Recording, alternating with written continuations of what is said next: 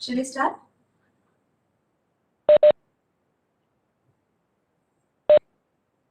Hello everyone, very good afternoon. Welcome you to this Facebook live chat on behalf of Cuddles. I'm Dr. Aparna, Clinical Director Neonatology, Cuddles, Kondapur. So we as neonatologists cater to a lot of preterm neonates. Today's Facebook chat is all about understanding preterm births. How common is it? What is the global sort of number when we look at preterm births? What are the different reasons why some babies are born preterm? Are there ways that we can prevent preterm births? And then finally, we are also going to discuss about what are all the common reasons why preterm babies have different issues, and what are the different strategies, interventions with which these babies can be saved and also given an equal opportunity to have intact survival like their term peers. So with this brief introduction, let me begin by defining preterm births. So essentially, preterm delivery or preterm birth means births which are occurring before 37 completed weeks of pregnancy. So a typical pregnancy is usually considered term if the pregnancy finishes between 37 to 40 weeks of pregnancy, and births prior to 37 completed weeks are implied by the term preterm delivery or preterm births. Furthermore, preterm births are subdivided into different categories. Say if a baby is born between 34 plus 0 to 36 plus 6 weeks. So what do we mean by this plus? So usually the number of weeks is denoted by the number 34, 35, etc. And when we say plus another number, it means the number of additional days after completion of those many weeks. So if I say 34 plus 5, it means 34 weeks plus 5 days of pregnancy. So births between 34 plus 0 to 36 plus 6 weeks are called late preterm births. So these are called late preterm. Now, one step earlier, so if a baby is born between 32 plus 0 to 33 plus 6 weeks, we call them moderately preterm. And further lower gestational age or further earlier birth, say below 32 weeks, typically it's called a very preterm birth. Again, in this 28 to 32 weeks, we call, it's again very preterm births, but not extremely preterm. And if the baby is born less than 28 weeks, the baby is called an extremely preterm baby. So less than 28 weeks, extremely preterm. All babies less than 32 weeks are called very preterm births. And moderately preterm, 32 to 33 plus 6 weeks, and then 34 to 36 plus 6 weeks, we call late preterms. Now, these may be very confusing terminology, but each group of babies behaves very differently when it comes to managing these babies in the NICU. So, you may be wondering, how common is this? In other words, if there are 100 pregnant women, how many of them may actually have or may be at risk of a preterm delivery?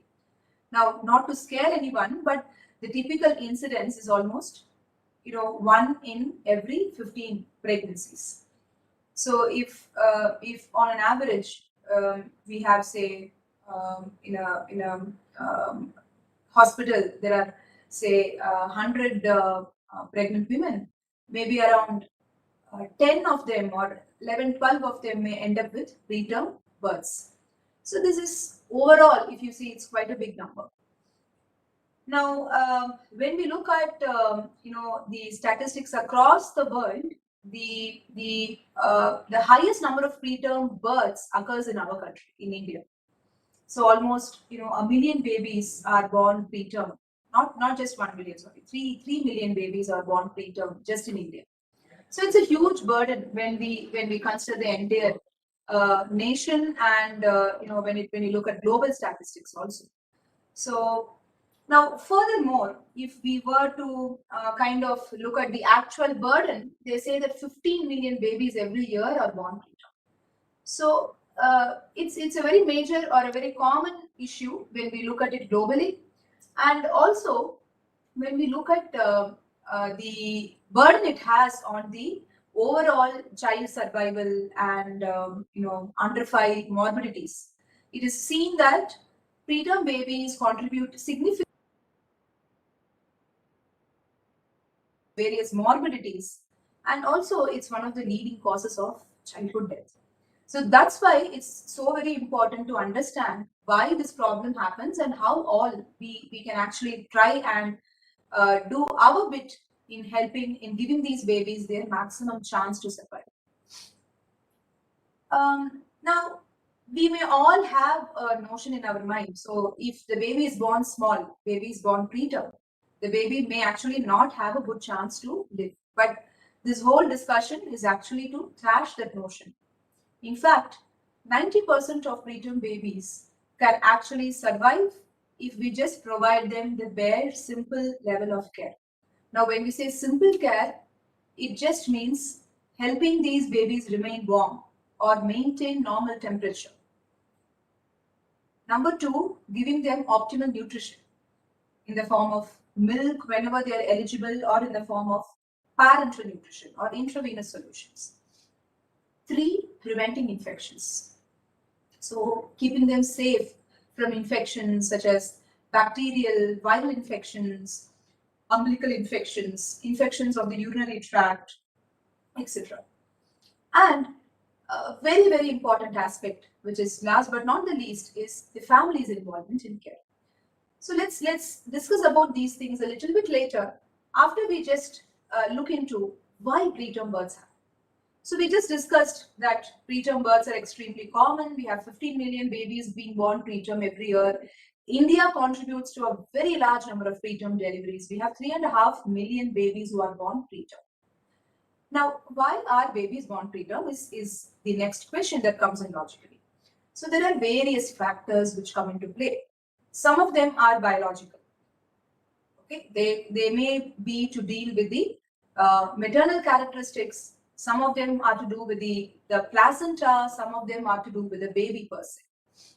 Now, when we take up maternal characteristics, so there are women who are inherently weak, malnourished.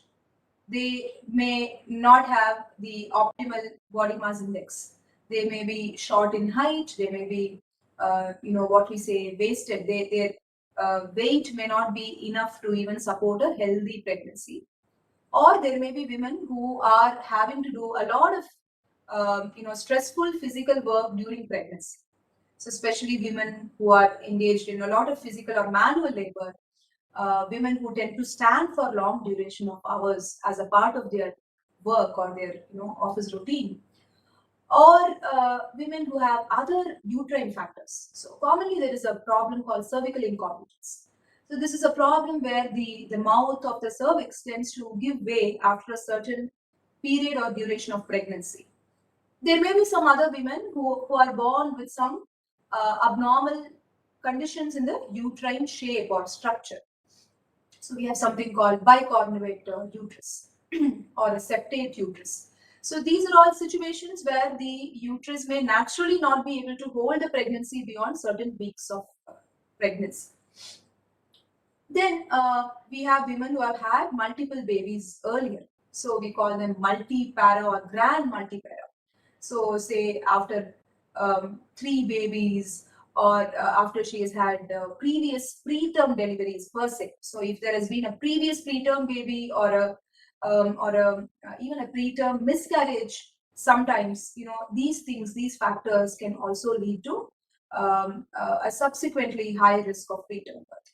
So multiple earlier pregnancies, they tend to actually deplete mother of her nutritional reserves. They tend to make her weak. They may also tend to make the uterus a little weaker.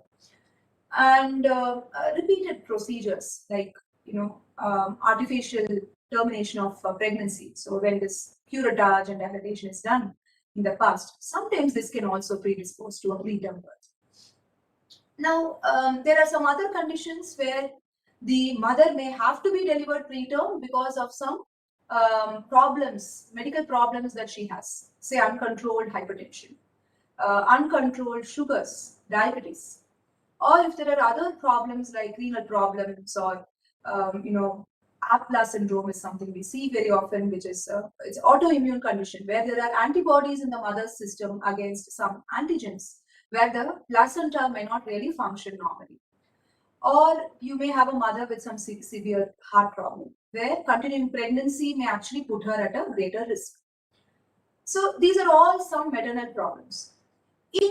Um, in Western countries or in slightly different cultural situations, we also tend to see some very different problems like maternal smoking, alcohol abuse, sometimes even substance abuse. So all these are of course less common in our country, but these also can predispose to preterm labor.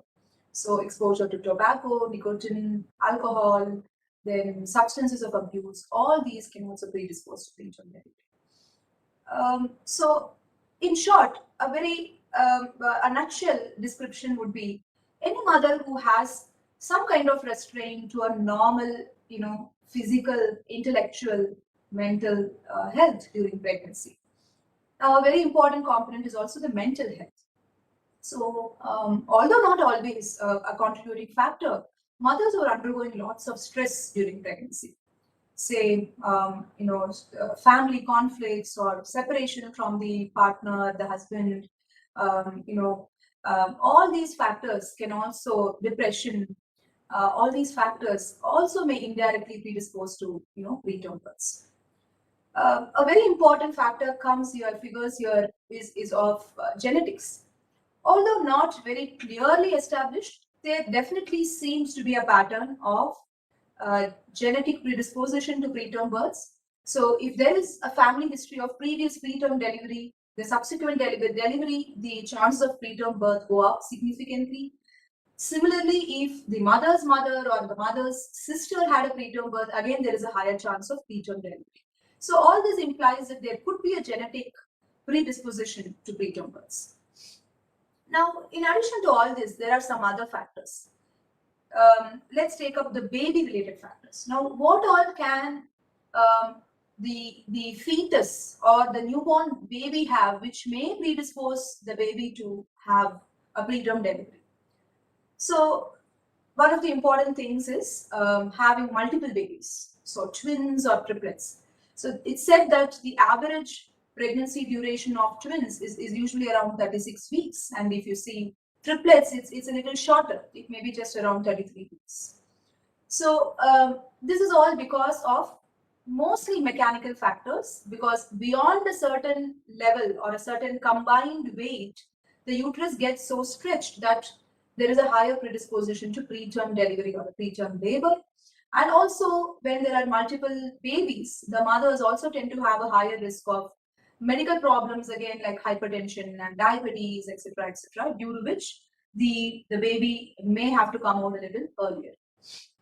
Now, one of the special situations here is babies who have certain defects where the baby may actually induce the production of synthesis of hormones which may predispose to preterm labor. And we also have babies who have abnormal placenta or abnormal Doppler flow. So this is another clause that we are seeing more and more often these days. So if the blood flow across the placenta is not good, where the placenta is not essentially functioning well, commonly we see this when the mothers have hypertension, but sometimes this may happen independent of hypertension. So when there is abnormal blood flow across the placenta, so abnormal Dopplers may also predispose to preterm births. Usually these are preterm births which are decided by the medical team because continuation of pregnancy may result in no substantial growth of the baby, or in fact it may be detrimental to the health of the baby. So we have discussed a number of factors which can actually predispose women to preterm births.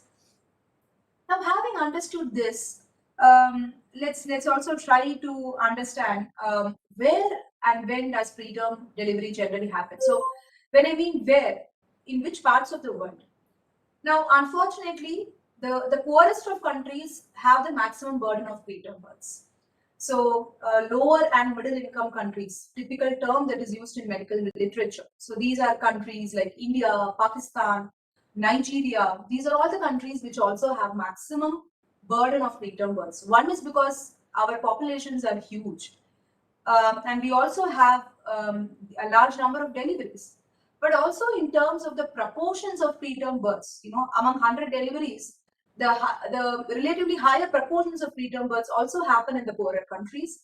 And this could be because of the health situation of the health status of our mothers. So it's likely that our mothers, our pregnant women are more, malnourished, they are weaker, they tend to be having lesser height and weight, they tend to have more sort of physical and mental stress during pregnancy.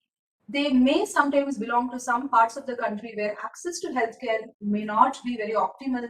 They may sometimes not have proper access to medications, nutritional supplementation, which also may have an important key role, in the optimal pregnancy.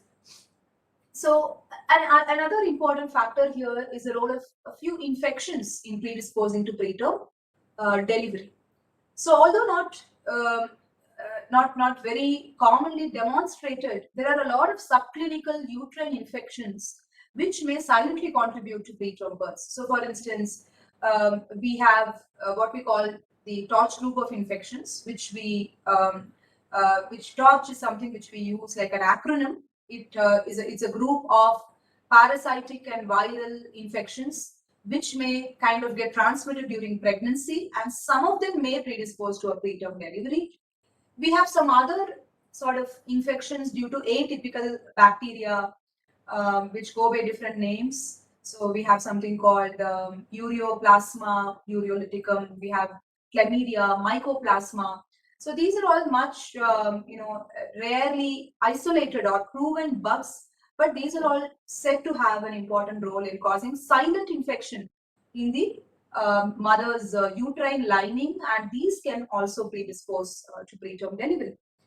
Almost 20-25% of preterm deliveries can happen in women who have a preterm leaking of membranes. So where leaking of the amniotic liquid fluid starts happening before the completion of pregnancy. So it's seen that a good proportion of these pregnant women may actually end up delivering within a week of this preterm rupture of membranes beginning to occur. So there are multiple factors, some of which we have actually deciphered. There may be many more which we are still, waiting to understand. So it's still a very enigmatic sort of domain. Why some babies deliver preterm? Now, in terms of when this preterm delivery happens, when in pregnancy. Now, I told you that almost 1 in 12 to 1 in 15 pregnancies can end in preterm delivery. Now, the good part about this is 85% of these preterm deliveries thankfully happen between 34 to 37 weeks of pregnancy. So, between 34 plus 0 to 36 plus 6 weeks of pregnancy. So, these are late preterm births. Now, the good thing is these babies can be saved with very simple interventions and in reasonably good NICU setups. So, it's only around 15 to 20% of the preterm births which happen prior to 34 weeks of pregnancy. But these are the babies who require more intensive care. So we have kind of fairly understood about different reasons for preterm deliveries, and then different factors which can predispose to preterm delivery. So it may be interesting to note that there are 10 countries which top the world's list in terms of the highest number of preterm births. These are India, China, Nigeria, Pakistan, Indonesia, the United States of America, Bangladesh, Philippines, Congo, and Brazil. So these are the countries with the top 10 biggest numbers of preterm delivery. So India tops the list with 3.5 million preterm babies born every year. So the next question comes here. So we are talking about a condition or a problem that affects 3.5 million lives each year just in our country. Now, what are we going to do about it, or how can we save these babies? Can these babies be saved, first of all? As I already told you, a vast majority of these babies can actually be saved with the simplest of interventions. So we often tend to give up hope when we hear the word, okay, the baby is preterm, or the baby is delivered, premature, the weight is less, etc., etc. But a vast majority can be saved with the simplest of interventions. So what are these interventions? I already spoke to you about maintaining temperature, providing optimal nutrition, prevention of infections, and giving them the right breathing support. So let me elaborate a little bit more about this. So from the time the baby is born, the first and foremost step is planning the delivery in a good setup. Now, we know that some preterm babies, preterm deliveries can be predicted. Say when the mother is actually having a health problem like hypertension or diabetes or a Doppler anomaly, these are the mothers who can actually be referred to a center where there is a good neonatal intensive care unit set up. Because you never know, you can't really predict when the baby may have to be delivered preterm on an urgent basis. So it is best to follow these mums in a setup where there is access to an excellent NICU setup. So what we call as a level 3 NICU. So we at KIMS Cuddles, we have a advanced tertiary care setup where we provide the best of care, the state-of-art infrastructure for the most preterm of babies. And it is in these kind of setups that mothers with predisposing factors for premature delivery must actually be followed up or must actually be delivered. So these include mothers who have medical problems like hypertension, diabetes, heart disease. These include mothers who are developing preterm labor pains. So it is wiser to always shift the mom rather than delivering her elsewhere and then shifting the baby. Or mothers who are developing premature leaking membranes, and mothers who have had previous family history of preterm births, etc., etc., or abnormal uterine conditions like cervical incompetence, etc. So it's best to kind of follow up these mothers, or have the obstetric care in setups where there is a good NICU. Now, this solves most of the problem, because if the delivery happens in a different center and then the baby is subsequently shifted to a different center, the baby actually has a higher risk of a lot of problems like low temperature, breathing difficulty, infections, and higher chance of requiring ventilation, etc., etc. All these can predispose to a lower survival. So this is the first part. The second part is, as I told you, starting good respiratory support. Now, breathing is one of the earliest problems that preterm babies may have. This is because the lungs may tend to be immature. So in 90% of the conditions, we are able to manage these babies with non-invasive ventilator support, which means we don't have to really put a breathing tube into the baby's mouth or into the baby's lungs. We may be able to manage the baby with a nasal mask or a nasal prongs with something called as a CPAP machine.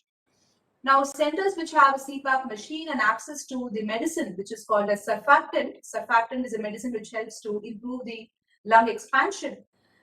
These are the very basic essential support which can go a long way in stabilizing the baby's breathing.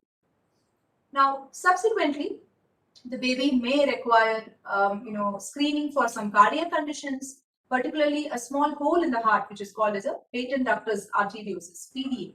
This may be something which needs to be screened, particularly in babies who are born, say, less than 29-30 weeks of pregnancy, and if present and if found to be very large and contributing to problems in the baby, we may have to intervene and treat this particular problem.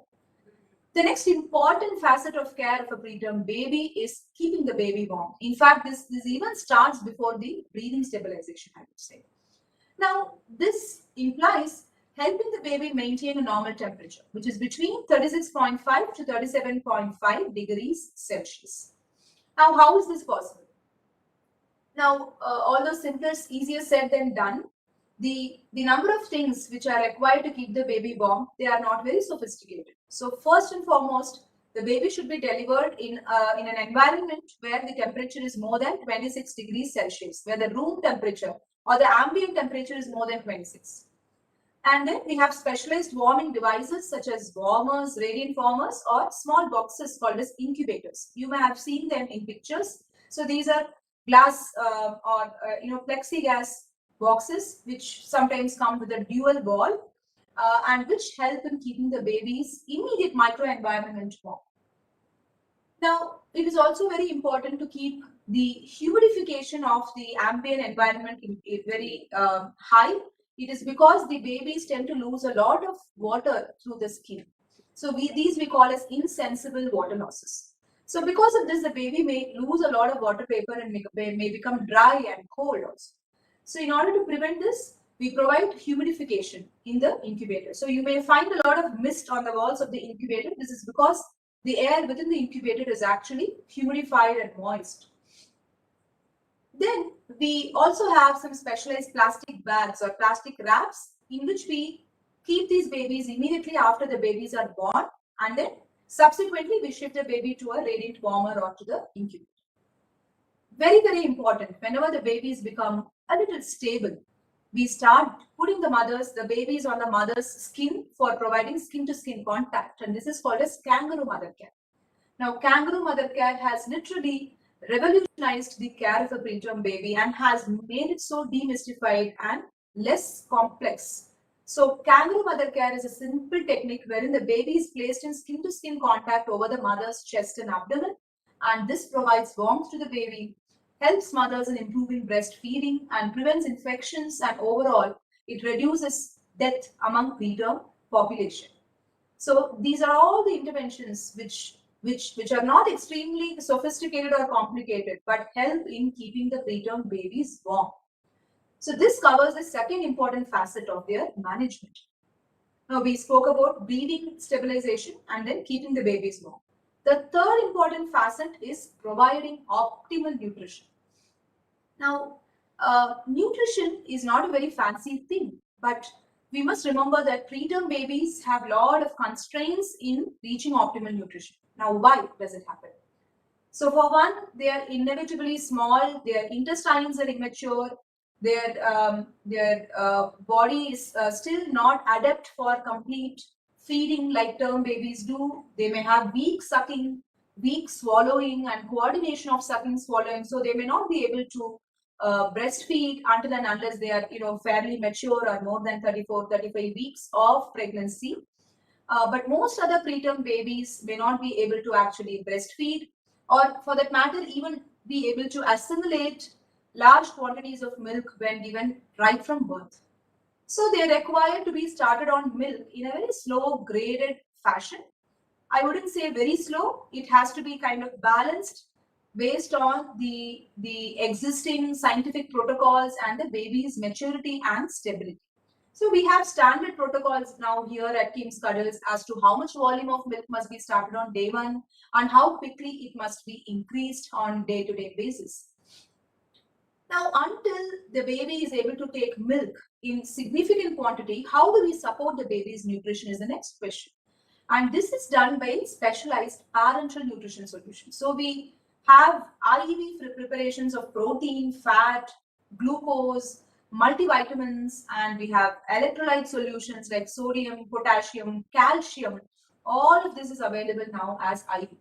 So this is all for the care of preterm babies who cannot be directly provided these calories, proteins, and minerals by the mouth or by the intestinal route, because their intestines are immature. Not only are the baby's intestines immature, but they also have significantly higher demands for energy and protein than most of us.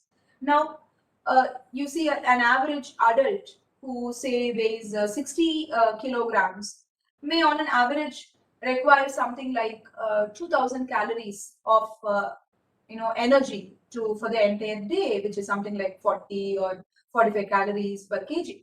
But if you compare the requirement of a preterm baby, the baby actually needs something like 120 calories per kg to actually kind of sustain the kind of losses or the demand the baby has.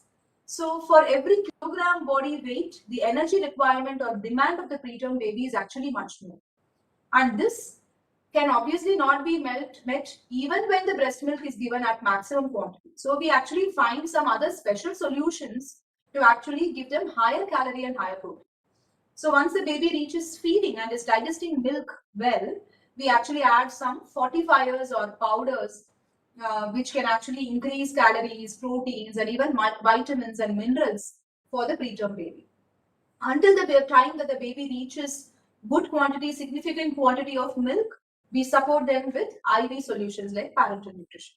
So at centers such as KIMS, we have all the due infrastructure to make these parental nutrition solutions in a sterile manner. It's called a laminar flow, and we also have the enteral or the milk additives or milk supplements which need to be given in order to help the baby gain optimal weight or have optimal head growth or length growth, etc., etc. So this covers the third important facet of care of a preterm baby, which is optimal nutrition. Now, fourth important facet is prevention of infections. So most of the times, the job is half done if we do no harm. So one of the important messages in medicine is primum non sed, so do no harm to the patient. So it's very, very true when it comes to the preterm baby subset or population. So preventing the babies from getting infections is one of the important components of the care of a baby in the NICU. So this requires a very conscious team of doctors and nurses which continuously monitor the baby's care, identify signs of infection early and treat it appropriately, and more importantly, prevent the introduction of infections. So infections may be acquired by the environment, by inhalation, by aerosols, droplets, or by the presence of various invasive devices, say an indwelling catheter, a cannula, or a central line, a ventilating tube, or the endotracheal tube, or you may have a feeding tube. The presence of chest drains and other specialized devices that a baby might have. So these are all multiple routes of entry of infection.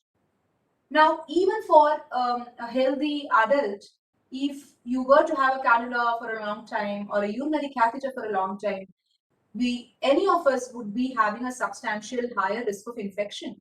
Now, more so in a population which is inherently or naturally weak, where the immune system is compromised. So these are the babies who need to be taken utmost precautions for prevention of infections. So this requires specialized care bundles. So we say a VAC bundle, or a baby who is on ventilator has a specialized bundle of steps which are to be followed. So how are we going to touch the baby? How many steps are there in washing your hands before even handling the baby? Or now, how are you going to clean the baby's endotracheal tube? What we call as suction. So what are the steps in suctioning out the tube? Or how do you maintain hygiene while providing ventilator support? How do you ensure appropriate temperature of the gases that are being given, humidification of the gases that are being given? And how can we start feeding early?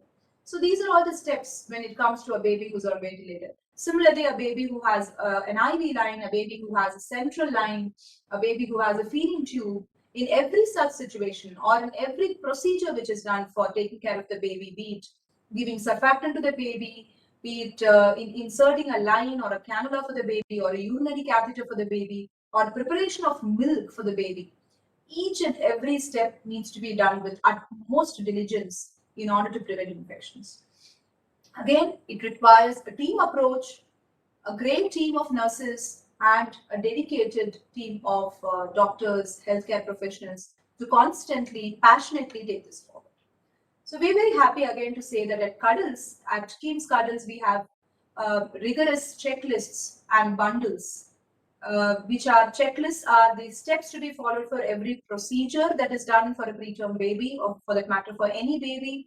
And we have bundles of care or multiple clusters of steps that are to be followed when you provide various types of interventions, services for the babies, like ventilation or CPAP, or having a central line for the baby, or preparing parental nutrition, etc.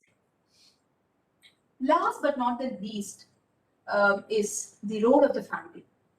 So care of a baby who is born preterm cannot be just done by the physician, or in fact is never done completely by just the doctor or by the nurses.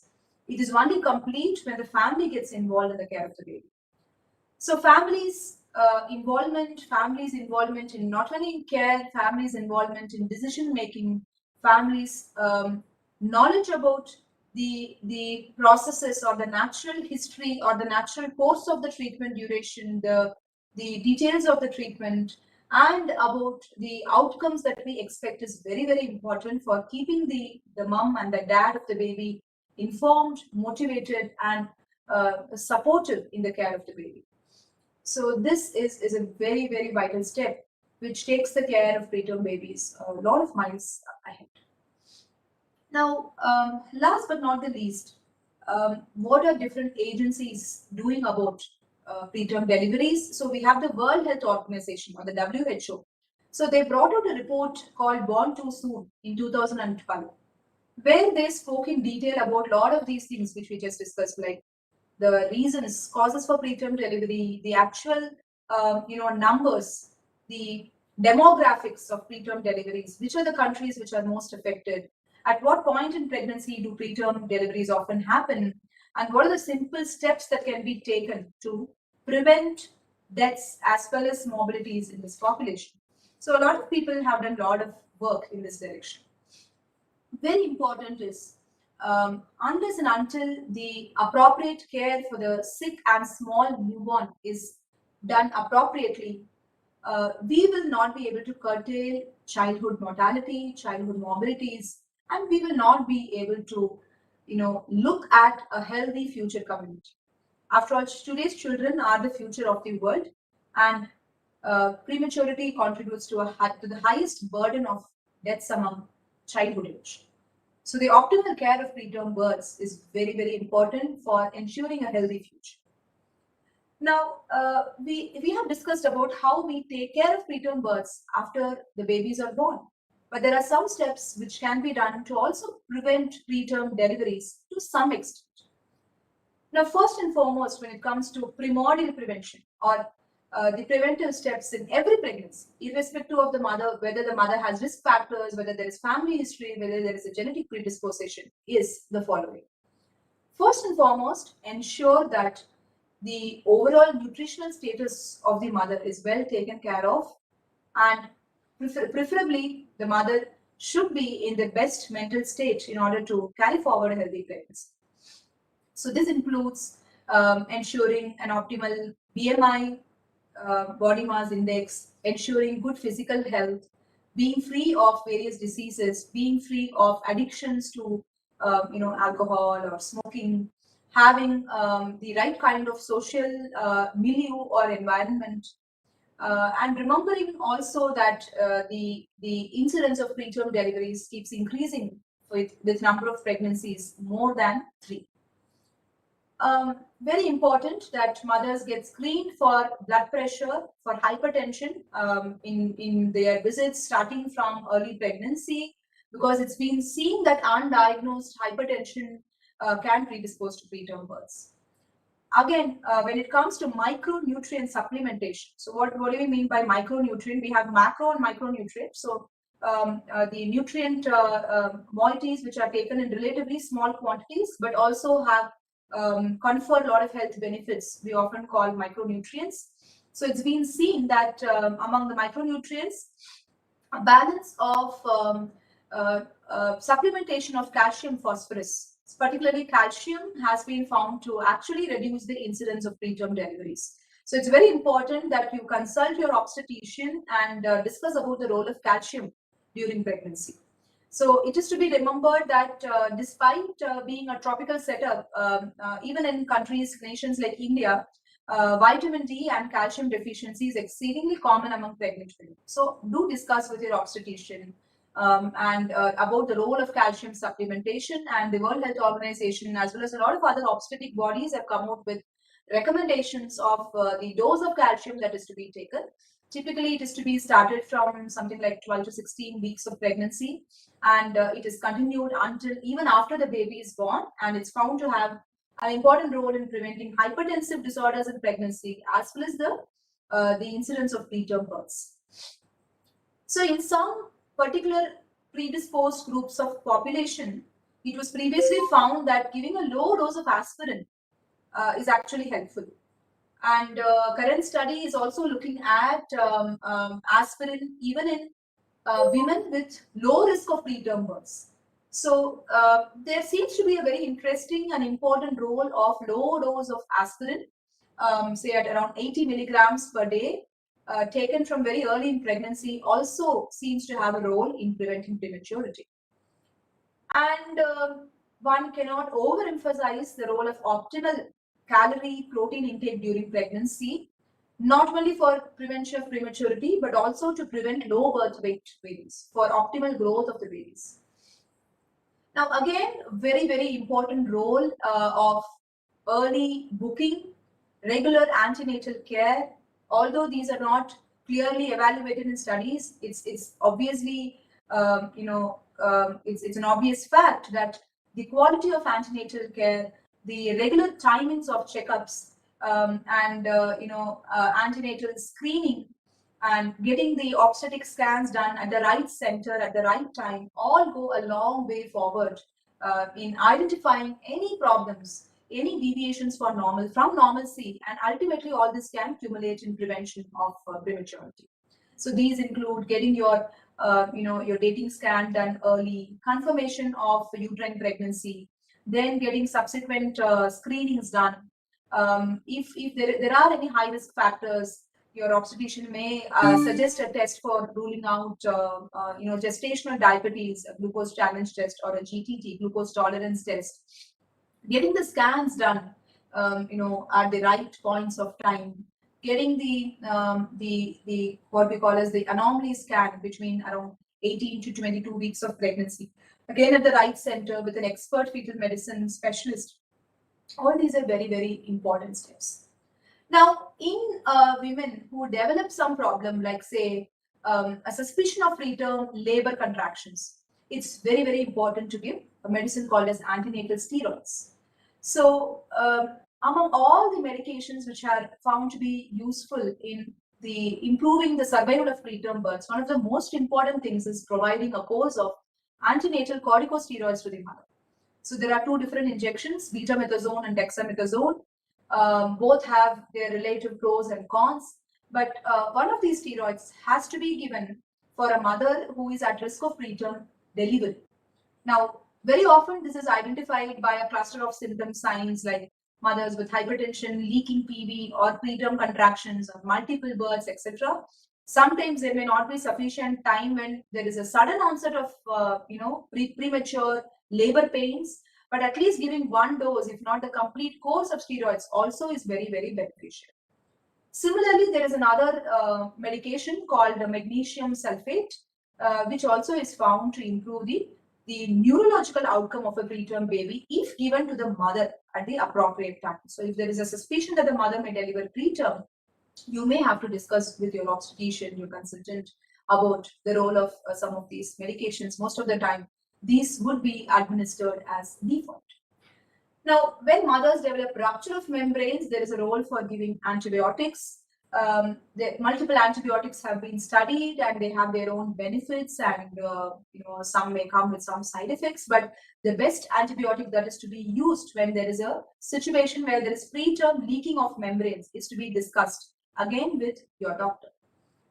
So with some of these steps, starting from good physical, nutritional and environmental milieu, right from the time or right from even before pregnancy is planned, optimal micronutrient supplementation, screening for hypertension and early treatment for hypertension, screening for micronutrient deficiencies and supplementation with calcium and multiple micronutrients, vitamin D status, and screening for infections like torch group of infections, syphilis, early identification and management of the same.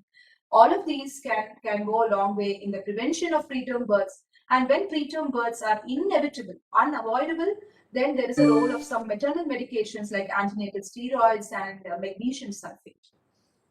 So with all these interventions, it's actually possible to prevent preterm babies to some extent, and when it cannot be completely preventable, to give the optimal support and care so that every preterm baby has the maximum chance for survival. Remember that every single step that we do after the baby is born, right from the minute, right from the second the baby is born, go a long way, not only in enhancing the baby's chances of survival, but improving the chances of intact survival.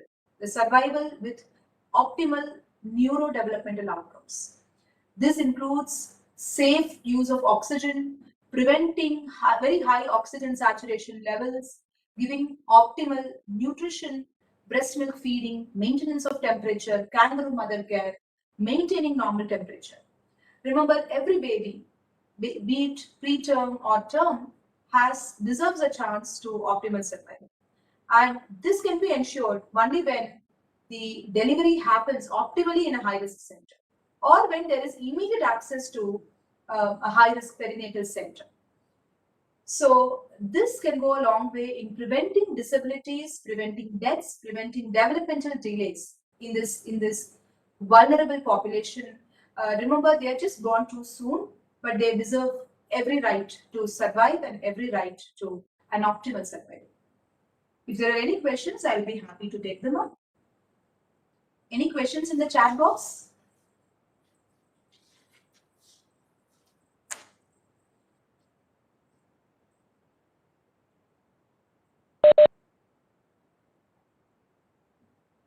Okay, sure. Thank you very much.